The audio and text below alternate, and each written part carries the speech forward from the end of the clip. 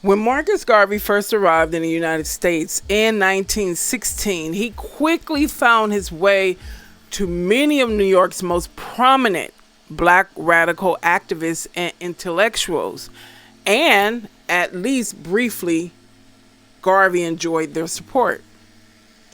But by 1920, A. Philip Randolph and other black leaders, some of whom had supported Garvey after his arrival in the U.S., came to believe that Garvey's program for black advancement was unsound and that Garvey himself was a charlatan. Though they admired his skills as a propagandist, these prominent black critics derided Garvey's proposed solutions for the problems of black Americans. They believed that his plans for black progress, including the Black Star Line and the establishment of a Pan-African empire, were unrealistic and ill-advised.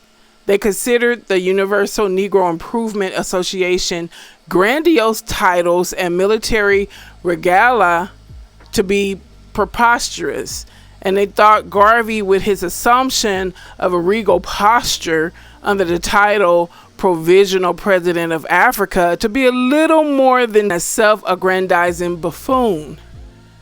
A. Philip Randolph, who had introduced Garvey to his first American audience on a Harlem street corner, said Garvey had succeeded in making the Negro the laughingstock of the world.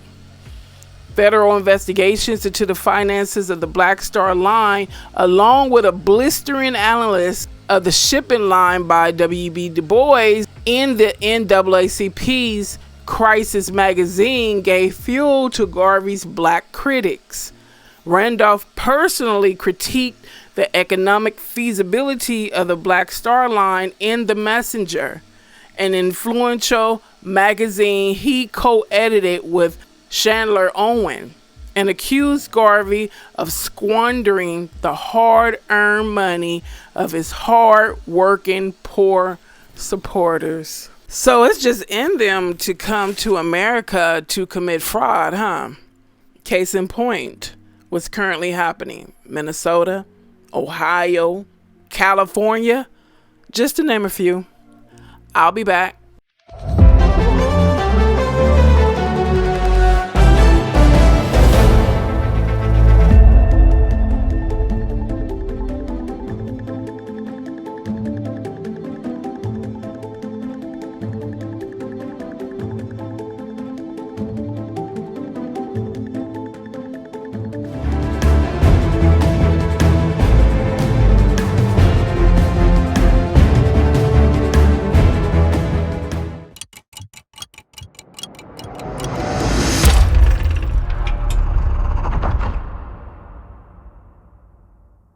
Hello everyone, welcome. Let's jump into this. I said it in another video. I asked the question, how many times, or have you ever heard of black Americans going to other countries committing massive fraud against their government and our citizens? Never heard of it. Okay, so when you think about the Harlem Renaissance era, what comes to mind is a litany of rich history, intellectual wealth, and artistry. Yes, melanated immigrants were here, and they participated in the ingenuity of the artistic era. But what melanated immigrants conveniently leave out is, at the time, Harlem housed the biggest drug dealing female, who was from West Indies. She was Caribbean. That's one main reason we've delineated from being called flat black. When it comes to the negativity, you folks have no issue being called black. When it comes to celebrating an accomplishment, you quickly embrace your distinction, which is your ethnicity. You guys, when you think about the big time drug dealers, somebody brought this to my attention. A lot of them were not Black American, you know? And at the time of the Harlem Renaissance, when you folks want to say, hey, we was a part of this, we was a part of that, you was also a part of the dark side of this country too. But y'all don't want to talk about that. And I brought that up because someone made a comment. They made a comment. They talked about the Harlem Renaissance and why that wasn't mentioned in the latest video I published. The reason why I intentionally left that out is because it talked about melanated immigrants being a part of it, who were poets, who were authors, but that it was not the purpose of the video. The purpose of the video was talking about delineation at that time. So since I'm focusing on delineation, why am I going to talk about what they did in this country? I'm aware of some of the things they did. Like I've said many times, your presence in this country did not help us. You guys went off into your own corners, nursing your identity while we still fought. This is how Black Americans felt about you guys separating yourself from the struggle in our country. And when we are victorious, it benefits you too, even though you wanted to go back and hide in your corners. Many immigrants came from a British colonial background. They dealt with colonialism, but that was different than dealing directly with American chattel slavery. Immigrants will fall back on identifying with their home country over their race, which Black Americans saw their mindset as an attempt to distance themselves from the community and its struggles. That's how they felt back then in 1910, and we see the same thing today. Nothing changed. It hasn't gotten better between us. Matter of fact, the gap and division has gotten wider, and nothing changed. They made their heart statement loud and clear. Even though we might look the same, we are not a part of your country's past. That's the message you immigrants give. Therefore, please do not treat us as Black Americans. That's what you said to racists. You feel this way in our country. I feel like you guys should get the Marcus Garvey treatment. So Black Americans, this is what I want to say to you. When we hear anyone speaking loudly and wrong about us on whatever platform, especially politicians pushing anti-US policies, anti-Black policies, even when we hear FBA speaking loud and wrong, what will we do? Say you gotta shut them down. And how will it be done? Immediately. Okay, court is adjourned. Let's go on. In the early 20th century, one man ignited the largest mass movement in melanated immigrant history. His name was Marcus Garvey. And with a booming voice and a message of radical self-reliance, he inspired millions with a vision of a powerful, independent Black world. He built shipping lines, newspapers, and factories, all owned and operated by Black people. I'm sure it was like, melanated immigrants. Let's go on. He held enormous parades, dressing in a plumed military uniform as the provisional president of Africa. To his followers, he was a Black Moses, here to lead them to a promised land. But to his critics, he was a dangerous demigod, a fraud. And in 1922, he would make a decision so shocking, so completely baffling, that it would ignite a firestorm of outrage and mark the beginning of his spectacular downfall. So what would lead one of the most powerful melanated leaders in American history to meet with the Grand Wizard of the Ku Klux Klan? And that's not a hypothetical question. It really happened. This is the story of Marcus Garvey, a man who told Black people to build their own nation, but whose most controversial decision led to his own exile, and a debate about his legacy that rages to this day. My question is, what made Garvey come from whatever country he came from? Well, Jamaica. I know he built an institution in Jamaica. come to America and make that decision. Like, that was not your place. We even knew better than to schedule a meeting with the biggest nemesis in this country and possibly the world. Why? Why did you make that decision to go talk to those barbaric murderers? Let's go on. To really get why that meeting was such a bombshell, you have to understand the man himself. Marcus Garvey came to United States from Jamaica in 1916. He walked into a country still wounded from the intentional destruction of the Reconstruction and boiling over with racial violence. Black Americans who had escaped the Jim Crow South for a better life up north were often finding nothing but grim economic realities and brutal race riots. You know what's crazy? Even though the Caribbeans and Jamaicans and whoever else came to this country during those times, seeing what was going on in this country against us, they act like they came from a land of paradise, like they weren't going through hell in their own countries. Because if that be the case, if you weren't going through hell in your own countries too at that time, it would have been no need for you to come to our country. Why would you leave your beautiful countries that is paradise on earth to come to America and stay and never go back to yours? So let's continue. And to this world of delusionment, Garvey's message hit like a lightning strike. He didn't preach integration or ask for acceptance from white society. We didn't either. He preached power. Garvey was convinced that integration was a fantasy and that real respect would only come from economic, political, and cultural independence. We know that. But unfortunately, we've had a lot of leaders in sheep clothing who are wolves in sheep clothing that led our people wrongfully. And I'm not including MLK. Later on, he had the decency and he had a conscience to admit that he messed up when he supported integration. He said it was like he led his people into a burning house.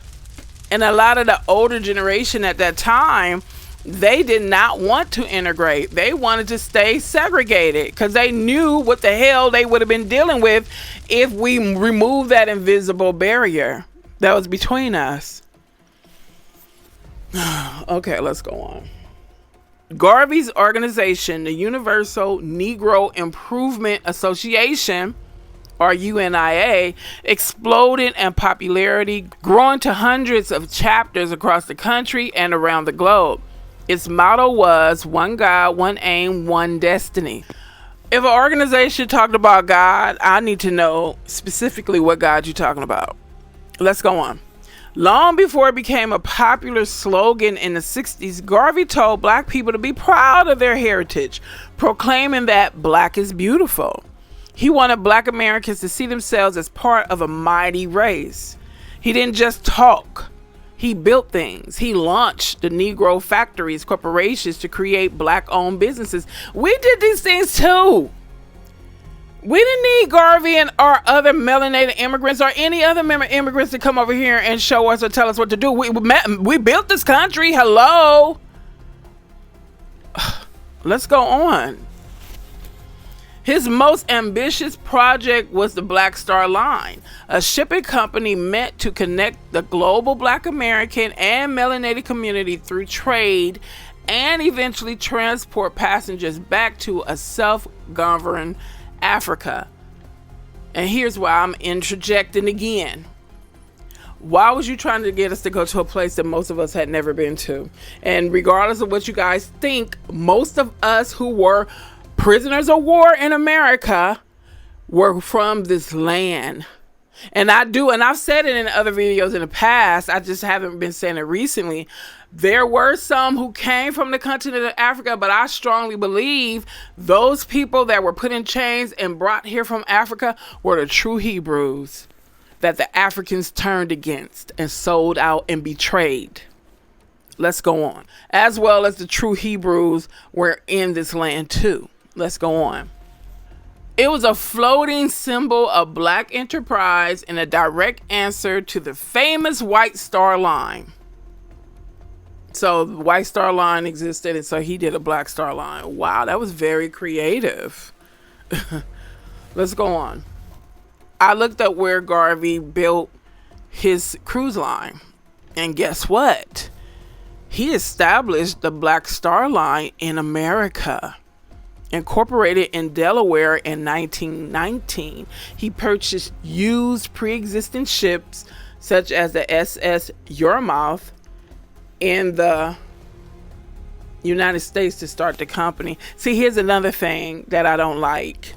When you guys come to our country and like to try to put in our face how accomplished you are, but you leave out that you could only achieve that here and not in your country that you love and boast about.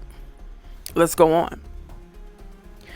In August 1920, the UNIA held its first international convention in New York. A parade of thousands marched through Harlem, and an estimated 25,000 people packed Madison Square Garden to hear Garvey speak.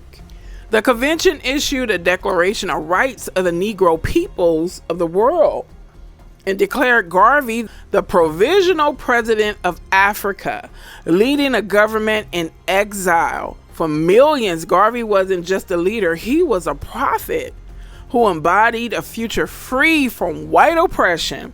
And it was this image, the strong, uncompromising champion of black pride, that made what he did next so hard to comprehend. That's why I was taught, don't put people on a pedestal, because those same people you put on the pedestal will end up urinating in your face. Let's go on.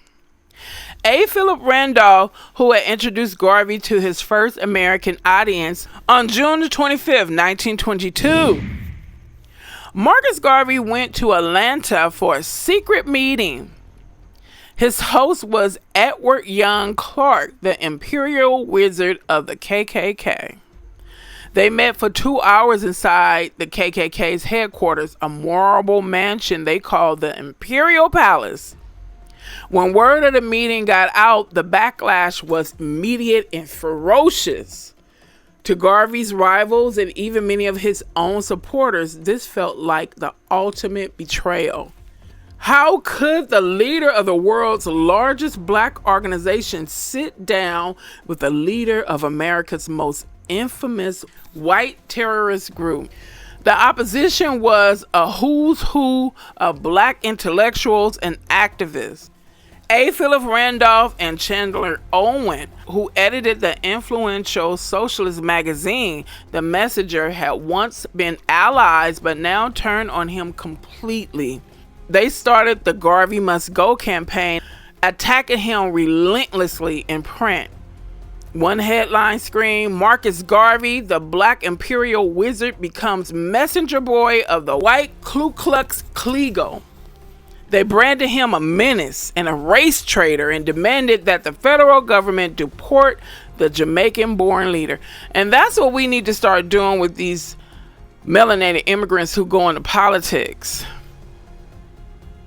What kind of agreements you think they made behind the scenes to publicly vote against us and speak against us so boldly, so loudly?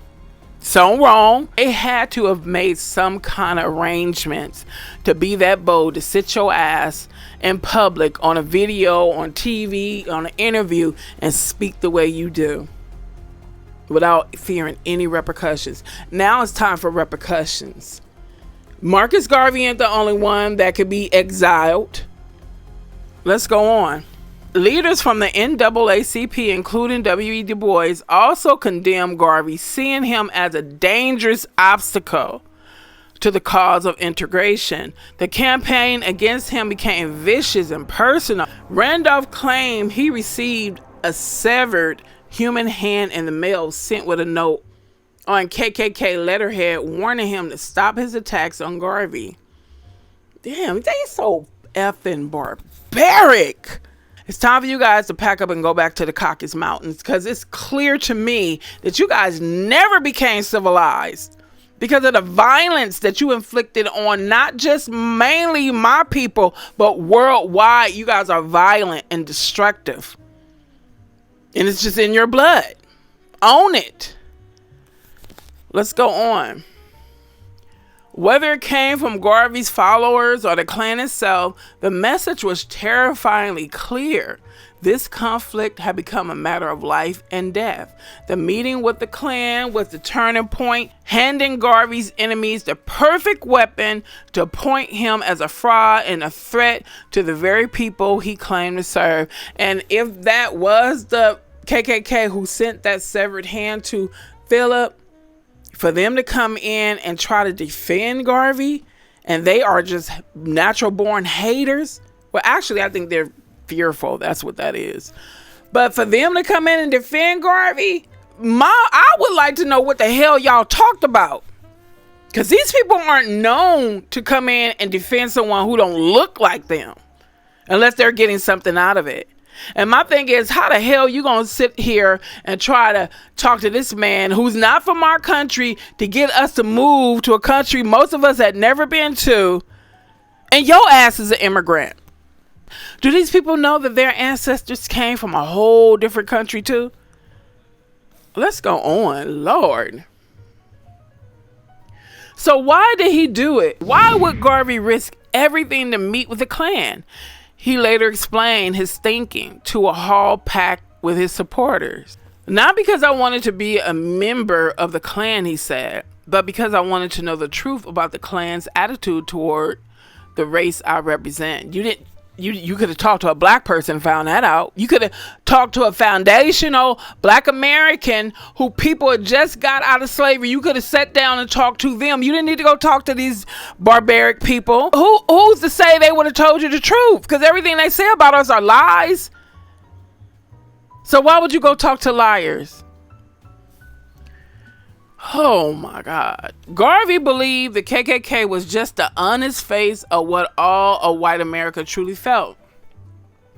While other white groups might pretend to be friends, Garvey said, Garvey saw the Klan as refreshingly direct. They fed you a bowl of feces and told you it was chocolate ice cream, and you just ate it up. He famously said, I regard the Klan, the Anglo-Saxon clubs, and white American societies, as far as the Negro is concerned, as better friends of the race than all other groups of hypocritical whites put together. To Garvey, an honest enemy was better than a hypocritical friend. I don't want none of them. None of them will give me peace of mind. If you hate me and you've shown in the past that you hate me, always hypocritical of me, why the hell do I want either of you in my life? Oh my God, let's go on.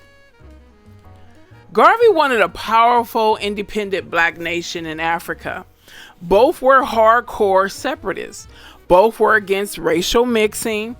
To the horror of integrationists, Garvey even made speeches where he praised Jim Crow laws for keeping the races separate, a statement that fit perfectly with his worldview. He argued that the fight for social equality in America was a waste of time and that black people would always be marginalized minority. The only logical path then was to leave and build their own nation. Why the F would we leave a country that we built, that's literally built on our people's blood, sweat, tears, and bones? You got the game twisted if you think we would give that up. I don't care who you are. As I said, white Americans came from another country too. You do not have any authority or power on this earth to tell us where to go. But we do. And a time soon will come where your ass will be packing your bags up too. Don't get it twisted. And then you ain't going on no temporary vacation either. All they've done since they've been in this country is to squander it and destroy it. And then they opened the borders to allow people to come in here who hate it, who hate this country and hate what's been done to their countries by people in this country who are so-called leaders. They have done nothing but try to destroy this country. You don't give a F about this country. You just wanted to try to keep it from us. But the game is over. Read the signs. Read the room. Your time of oppression is done. Let's go on. The KKK meeting, however, was the wound that Garvey's movement in America couldn't recover from. It supercharged his opponents, who now had all the ammunition they needed to bring him down. The Garvey Must Go campaign didn't just attack his character, it also urged the federal government to ramp up its investigation into his finances. I think every politician should be investigated. Now, in 2026, the government, especially J. Edgar Hoover's Bureau of Investigation, had been watching Garvey for years, viewing him as a dangerous political threat who needed to be neutralized. They said the Black Panther was the most dangerous group in the world. So, I don't take nothing Hoover said at face value.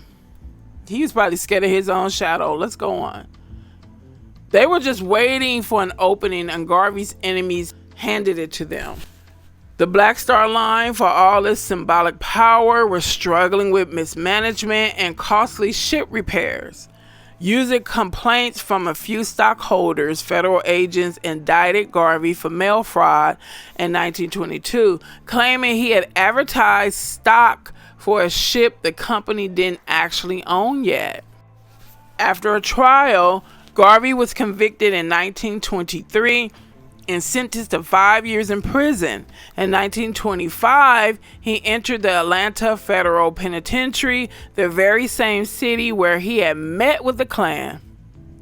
After he served 2 years, President Calvin Coolidge commuted his sentence, but there was a catch. He was to be immediately deported back to Jamaica. And here we find the final bitter irony of Marcus Garvey's story. The man who told millions of Black Americans to go back to Africa never once set foot on the continent himself. He was exiled from the country that was the heart of his movement, forced to watch the UNIA slowly lose steam from thousands of miles away. He tried to keep his work going from Jamaica and later moved to London in 1935, where he died in relative obscurity in 1940.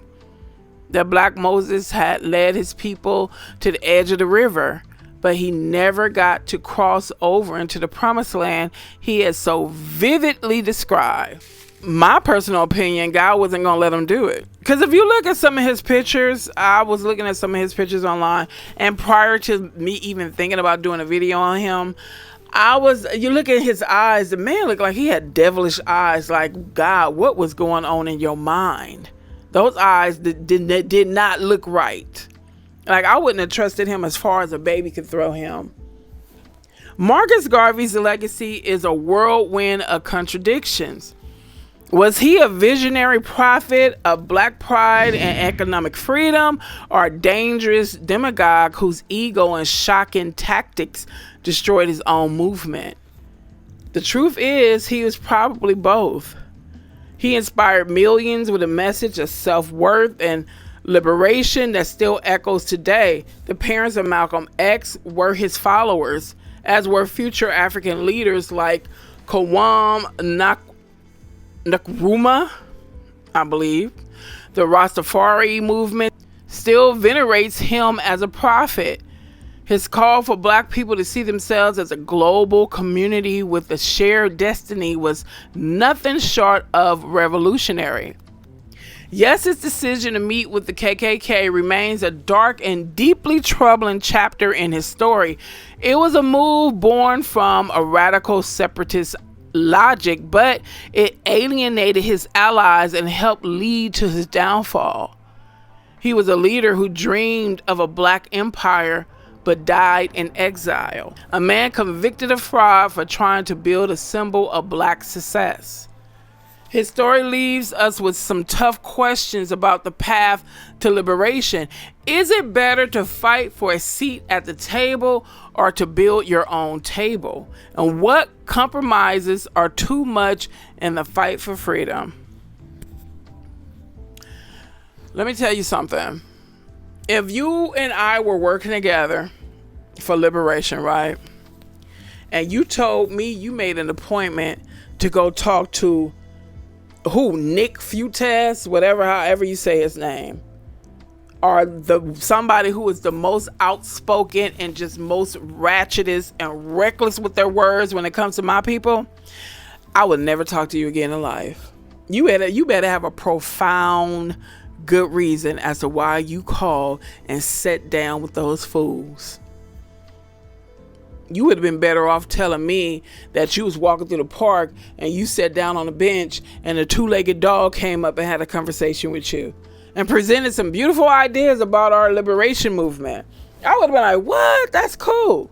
But to tell me you went and talked to some idiots who embellish and fabricate nonsense about us, I'm good.